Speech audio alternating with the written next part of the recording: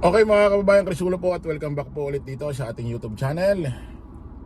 Okay, ito mga kababayan, mga kanalis, pag-usapan ho natin ito hong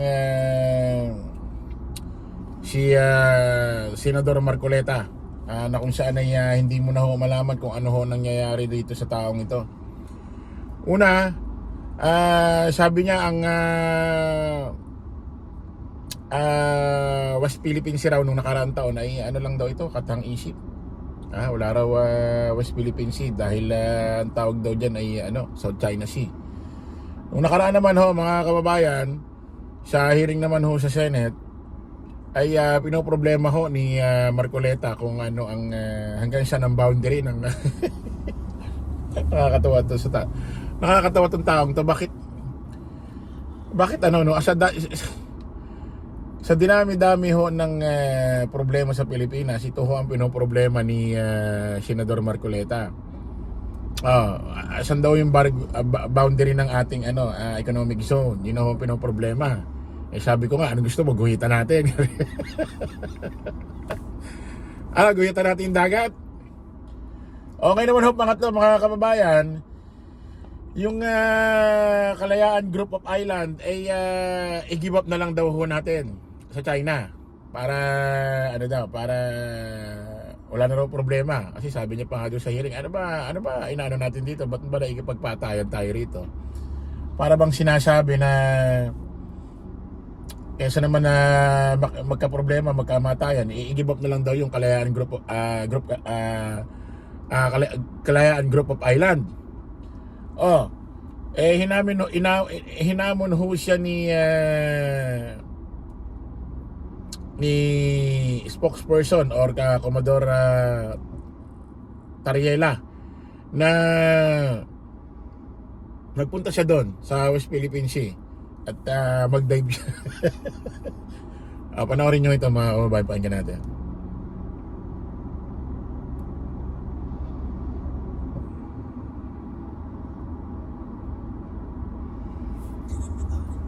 Spokesperson for the West Philippine Sea, Commodore J. Inimbita ni PCG spokesperson for the West Philippine Sea, Commodore J. Tariela, si Senador Rodante Marcoleta na sumama sa Maritime Domain Awareness Flight sa Kalayaan Island Group.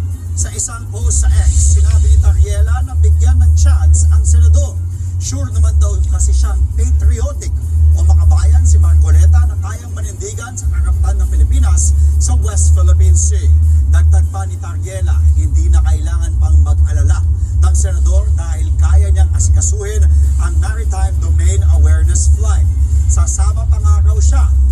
Inimbitahan din ni Tariela ang anak ng Senador na si Sagip Party List Representative Paulo Marcoleta na nagsabing iharap ang spokesperson ng Coast Guard at ang mga mayayabang na senador sakaling girahin ng China ang Pilipinas. Ang pahayag na yan ni Tariela nag-ugat sa kontrobersyal na sinabi ni Marcoleta sa... Yan yung lagi ho nating, yan yung lagi nilang pinapa-mindset sa taong bayan. Mindset nila, pati ho panahon ni Digong, ganyan ho yung mindset nila. Gigirahin tayo ng China. Kaya nga ito si Digong hinayaan. Alam niyo, kahit meron ho tayong, kahit nanalo ho tayo sa tribunal court na sa international court na tayo ang may karapatan sa economic zone, imbis na isampal ni Digong yung papel na yon sa China kay Xi Jinping na amin to, huwag kayo magtayo ng struktura rito, sinabi ni Digong kapirasong papel lang daw yan at wala raw tayong laban pagka ginera tayo ng China. Kaya ang laki ho ng pananagutan ho ng Duterte admin kung bakit ho nakapagtayo ng struktura ng China dyan. Isipin mo from 2016 to 2022. Isipin nyo yun, 6 years. So ang dami na ho naitayo dyan. Yung lagi ang mindset, igagirahin. Si Pangulong Bongbong Marcos ho, mga kababayan, naninindigan ho dyan. Kaya nga ganito ho ang China sa administrasyong Marcos kasi yung ginagawa ho ng administrasyong Marcos hindi ho tulad sa administrasyon ni Duterte. Sabi ng mga mangingisda naman daw dyan na mas nakakapangisda daw sila dyan noong panahon ni Digong kaysa kay administrasyong Marcos. Kasi nga kaya nakakapangisda ng maluwag yung mga mangingisda dyan ng panahon ni Digong kasi nga hinayaan na ni Digong. Baka magpatayo ng istruktura dyan. Yun na yung kapalit. So, nautakan tayo ng China. Sige, mangista kayo dyan. Kami magtatayo ng istruktura rito. Eh, ang isda, di naman nauubos. Diba? Biblical, hindi mauubos ang isda. Nasa Biblia yan eh. O, kaya naman ang China ngayon, eh, hinihigpitan ng Administrasyong Marcos kasi nga, eh, pati mga mangingisda, kasi nga, hinihigpitan din naman ng Administrasyong Marcos at mga bayani ho nating Philippine Coast Guard dyan, na itong China eh hindi basta-basta makapasok sa ating West Philippine Sea, sa ating economic zone. Kaya gumaganti sila sa higpit, pambubuli sa mga mangingisda, pambubuli sa ating mga kasunduluhang Philippine Coast Guard. Yun lang yung logic doon, yun lang yung analyze doon eh. Tuloy natin. Sa pagdinig ng Commission on Appointments na isuko na umano ang Kalayaan Group of Islands dahil hindi na raw ito sakop ng Exclusive Economic Zone ng Pilipinas. Pero nauna nang nilinaw ng senador. Ito nakakatawa rito. Noong nakaraang taon, pinatigil ho yung impeachment trial ni BP Inday Sara Duterte. Katwiran nila, mas marami raw dapat asikasuhin, problemahin, pag-usapan dyan sa Senado. Para daw ho sa mga kapakapakinabang sa mga taong bayan, kahirapan. O eh, bakit ganito tinatapik nyo, Marcoleta? Bakit ito ang sa dinami-dami ng pag-uusapan, eh bakit ito ang ini-issue mo? Benefit sa China. Parang lumalabas tuloy, sugo ka ng China. Diba? Ang daming pwede pag-usapan. Bakit di natin pag-usapan yung dati mong pinangako na pagka ikay nanalo, eh 2,000 bill ng kuryente pababa, eh libre na. Diba yun ang pinangako mo? Pagka mayroong isang pamilya, isang bahay na ang bill ng kuryente is 2,000 pababa, wala nang babayaran. Bakit hindi nang itapik mo? Ha? Bakit ang tinatapik mo itong benefits para sa China? Ang masakit na rito, mga kababayan, hindi ko alam kung purong Pilipino ito si Marcoleta, ha? Ewan ko anong lahi nito. May lahi bang inchik ito? Bakit ang masakit dito, kapwa ho nating kababayan, Pilipino, eh, ang ipinaglalaban, ang benefits para sa China. Isipin mo, i-give up na lang daw natin yung Kalayaan Group, Kalayaan Group?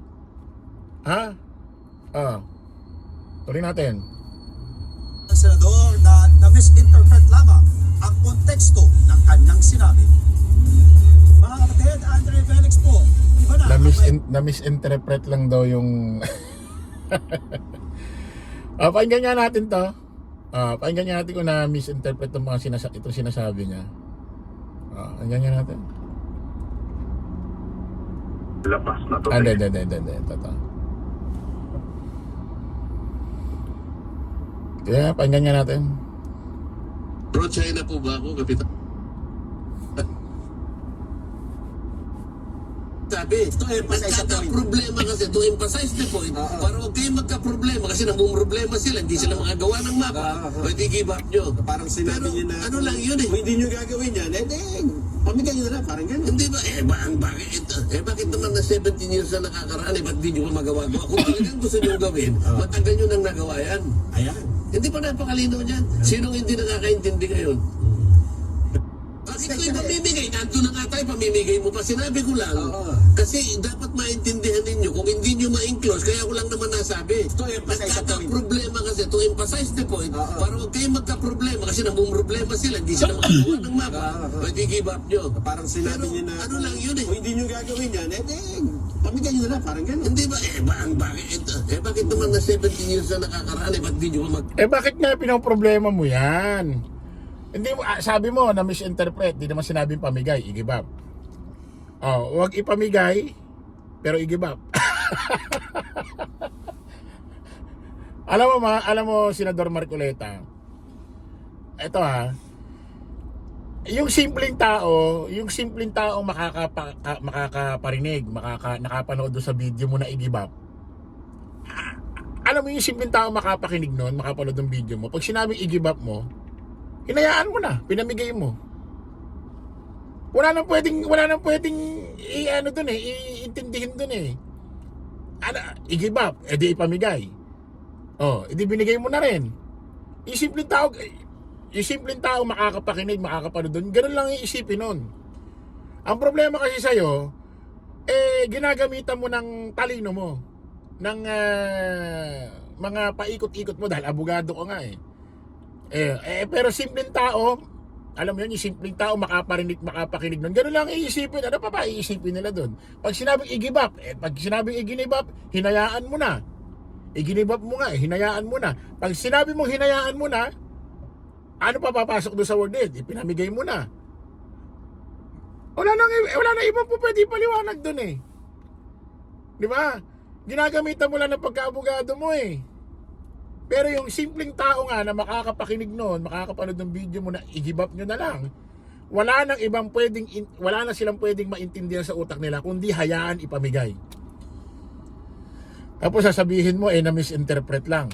Ngayon sisisihin mo pa yung mga simpleng tao na hindi mo kasing talino. Sisisihin mo ngayon. Gawa. Kung talagang gusto nyong gawin, matagal nyo nang nagawa yan. Ayan. Hindi pa napakalino dyan. Sinong hindi nakakaintindi? Di hayaan mo sila. Kung 70 years na hindi na isasama sa mapa o ano man, kahit may mga Pilipino dyan, kahit yung Kalayaan Group of Island, sa atin yan, di hayaan mo. Bakit kasi pinoproblema mo? Malay mo sa susunod na taon, magawa na ng paraan. Malay mo sa susunod na taon, magawa na ng paraan. Bakit nga kasi yan ang pinoproblema mo na kung saan benefit sa China? Ba't di mo hayaan?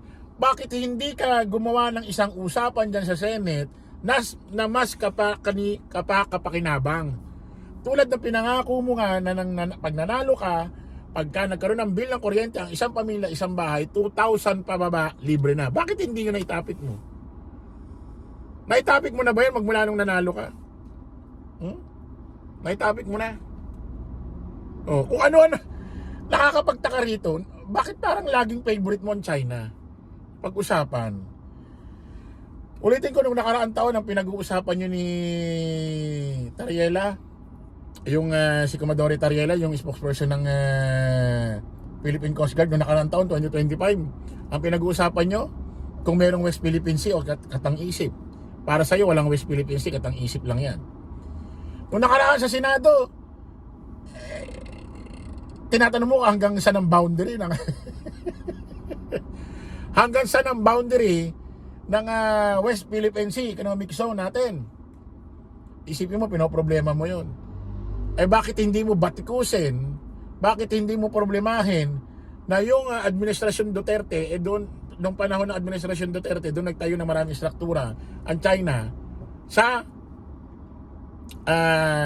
Pilipinas sa Economic Zone sa West Philippine Sea. At bakit, sige nga, batikusin mo yun. Bakit hindi nyo binabatikos? Ngayon naman, yung group Island Group, Kalayaan Group of Island, gusto mo i-give up. Isipin mo, kapwa mo Pilipino, sasabihin mo yun. Pilipino ka, sasabihin mo yun. Paano yan kung halimbawa, balang araw? Kasi sabi niya, ba't makikipagpatayan, ba't ganito, ganyan? Paano pag dumating yung point na may mga gustong sakupin pa ang China sa atin? Hayaan na lang din kasi para hindi tayo maipagpatayan, para hindi tayo girahin. Puro ganun ang mindset natin. I-give up na lang natin yan, ba't tayo may ipagpatayan? Pag ginera tayo ng China, ganyan, ganyan, ganito. Ang tagal-tagal nyo na sinasabing gigirahin China, hanggang hindi tayo ginigera. Kinakatakutan nyo ang China, gigirahin tayo. Mga kababayan, wala pa akong narinig sa history na ang China nakipaggera. Wala. Takot lang yan kahit maraming armas yan. Wala. Baka sa mga NPA lang, baka sa mga Abu Sayyaf, mahirapan ng China eh. Bakit? Buti pa sa Mindanao may experience kung paano makipaggera eh. China wala eh. May experience ba ang China sa gera? Although marami silang kagamitan, pero putik experience sa gera wala. Wala experience yan. May experience pa tayo, di ba? Dahil lumaban ho tayo sa World War II. Ayan. May narinig ba kayo China na ipaggera kailan?